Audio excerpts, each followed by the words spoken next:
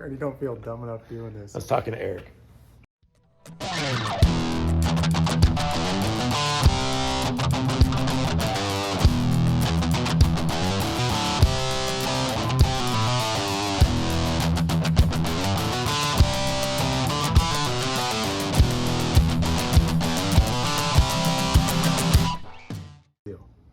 That's your thing. Apparently, that's my thing. Here's the deal. So we've been thinking about this for a while. We understand that this title is a little bit clickbait. We're not Polaris haters, but we are going to tell you. So I've owned 4 RZR Turbos, and Ryan's owned 2. Yep. We love them, and as of right now, with what's available, I would buy this car again, the Turbo S. It's the best platform available for everything. We've already said it a million times. It does everything really well. Yep, so he's got the Velocity. I've also owned a Velocity, and this is my second Dynamix Turbo S. Yep. Love them both. Yep. So, but for you Can-Am guys out there that are sick of me picking on you and talking dirt about your car. This is for them specifically. This is for you guys. Merry Christmas. This is like his public apology. Merry Christmas, guys. We're gonna hate on Polaris for a few minutes and give you a few things that we're not 100% thrilled about, but would not deter us from buying this thing again. So yeah, that's the theme of the video. We're not saying don't buy the Turbo S, but there are things that you should know before you buy one. If you're buying a used one, you can't buy them new anymore. But if you're buying a used one, you should know, and you'll likely want or need to upgrade them. And these are most things that like you can correct with aftermarket parts pretty easily and relatively inexpensively. So. Every model, every make's going to have their things that you have to correct or you're going to want to correct. Yep. For better performance, looks, safety. Everything. So we're going to cover our top 5. Ish. I might have a couple extra. Christmas bonus.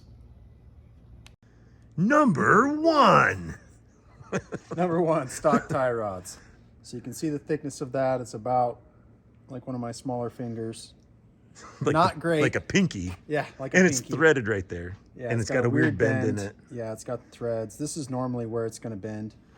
But if you look, we've upgraded it. When you're running 35-inch tires especially, like these come stock with 32s. This should be bigger for 32s. When you put 35 meats on there, you need something thicker. So compare the thicknesses of those. This is made by Sandcraft. Ryan has the Zebros. Yep. Aftermarket option. So that's number 1. Let's take a look at those real quick too. Over going around, look at that. Nice. When you're going 60, 70 miles an hour with these big old tires and you hit something, this little bar is what keeps your tire going straight. So one thing to mention is stock ones utilize a ball joint type end, and most aftermarkets end up switching over to a Heim joint type. So a little bit added strength, a little bit of adjustability built in at the end there. So you guys can rest a little bit easier knowing that. We've both bent these, so we know firsthand that should be upgraded. Hence why we've upgraded them and replaced them. So number 1 in the books. Number 2. Number 2. That's my best radio voice. Okay, here we go. Seat bases from Polaris. Garbage. Yep. They're made out of this molded plastic. And you can see this one. This is one of Royce's that his kids' seats were in. Snapped. Yeah, we hit a big washout. I mean, it was a pretty bad bump. Right. But that snapped, and that made me nervous. Look at this. Even where the seats bolt in to the base, it just ripped right out. Yep. So they've been like, they're notorious. Like there's stories of people breaking seat bases and sliding up underneath their harnesses and getting really, really hurt. So yeah, especially for a driver, the steering wheel's right in front of your face if you're not really secured in. It'll stop you.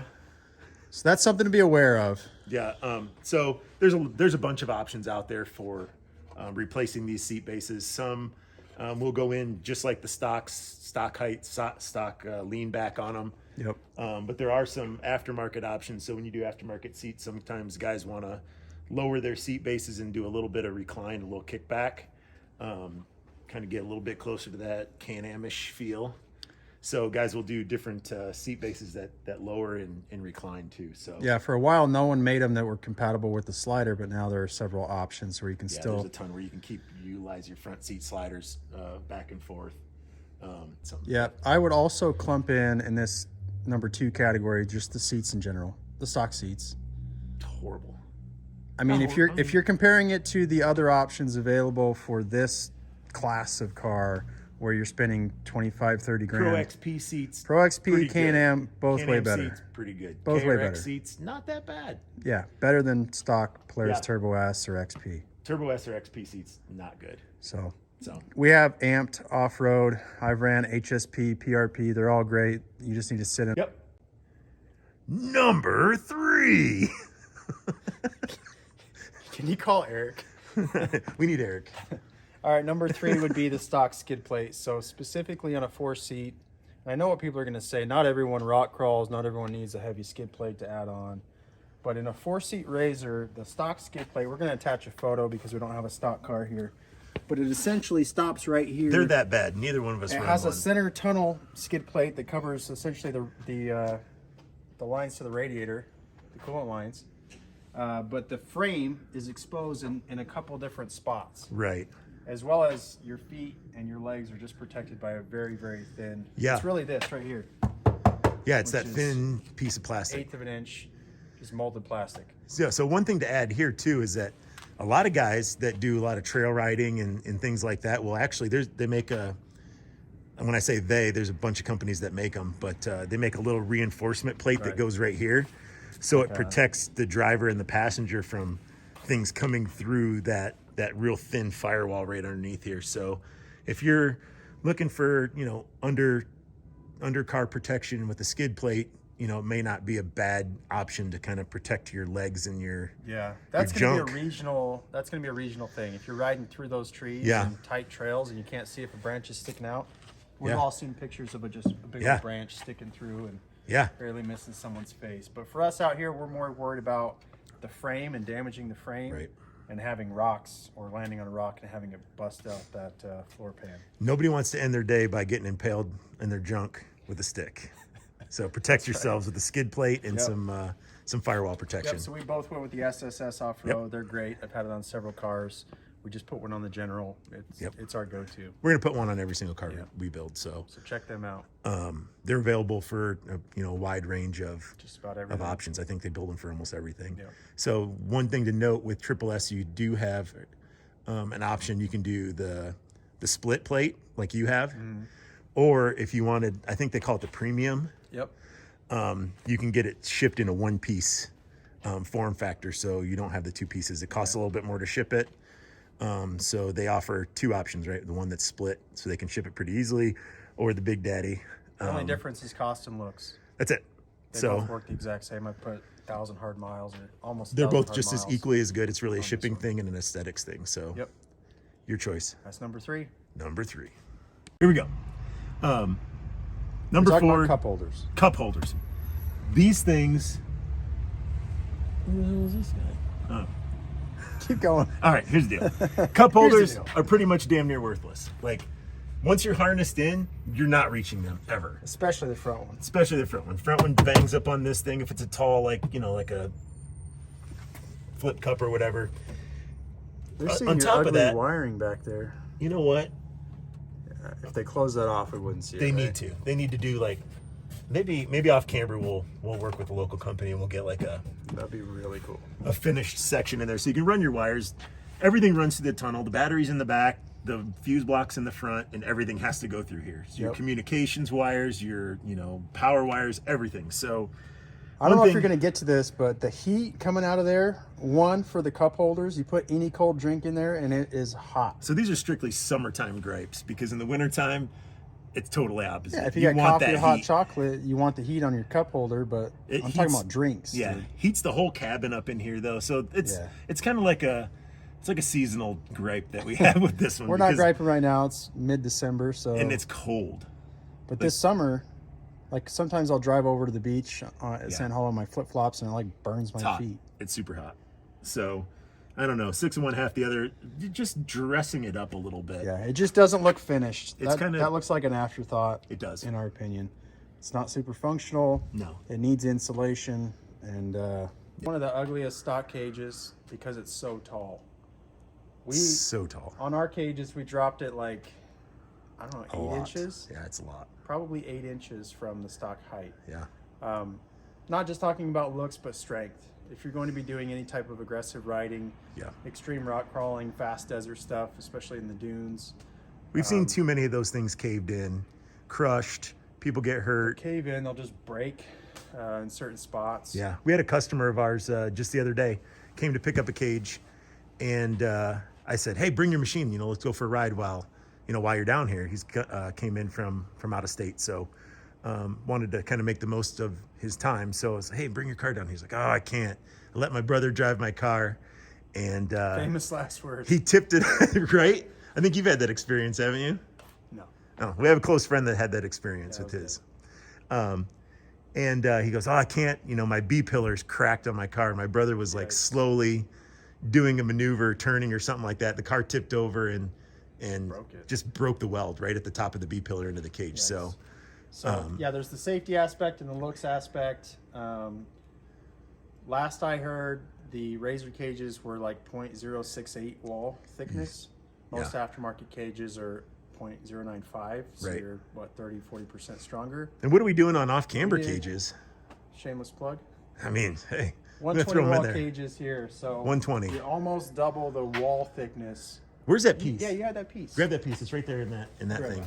I'll give you guys a quick pan so you can see these off-camber cages. If you guys are interested, hit us up at off-camber end. That's OFFCAMBERIND @gmail.com. All right, here we go. So that's 120 wall thickness on a 1.75 inch tube. Yep. That's what our cage is made out of. And basically the stock Polaris is half that thickness. So if you got any, if you guys want to go back and do a little bit of research and stuff, go back and watch our fails and wins video from UTV Takeover. There's a couple of cages that are built out of 120 wall steel, and they didn't even bend. That's true. This is a velocity specific. The doors, the stock doors, they have a hole in them. The half doors. The half doors are stupid. Or quarter doors. These are considered half doors because they don't have windows, right? Sure, whatever they are. Whatever quarter those doors. Stock things are that come on the XPs in the velocity cars, stupid. It's a hole in your door. Just put the piece in there. Finish the door. It doesn't make any sense. Yeah. But if you guys want the best of the best, Motor Armor. So Available at we talked Revolution. about it a bunch of times. Call Revolution. Any last words? I mean, no, I don't think so. We should probably tell Polaris we still love them. Look, we left the snowmobile in the background with the Polaris cover on it.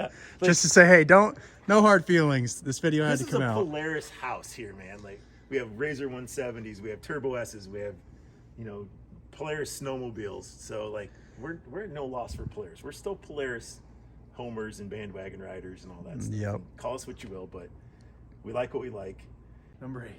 Number 5.5. Something we left out. This is like, 5.3 or 5.4. Yeah, it's 5.5. The gearing on the Turbo S is too high in low. Yeah. So it comes with 32-inch tires. It goes way too fast and low. You have to gear down to do anything technical, and it sucks. Yep.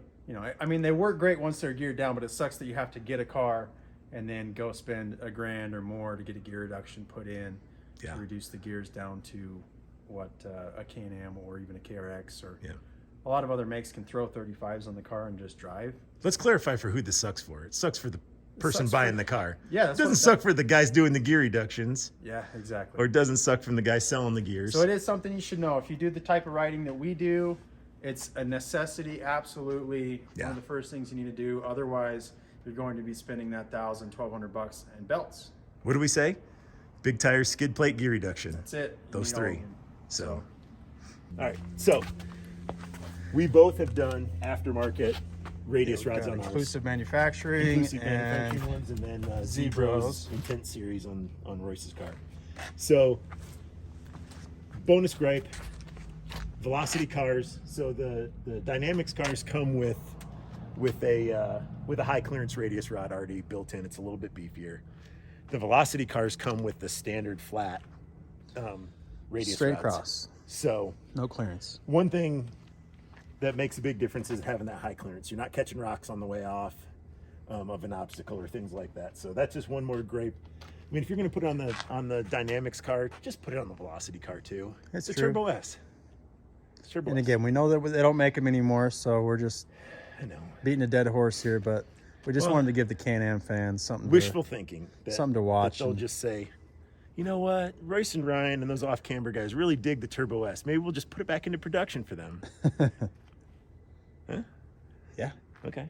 Just drop the that 225 horse Pro R motor Put the in. Pro R motor in there. In the Turbo S, ultimate car forever, not being beat. Or yeah, I mean, like I'll just take a regular 168 horsepower Turbo S at this point.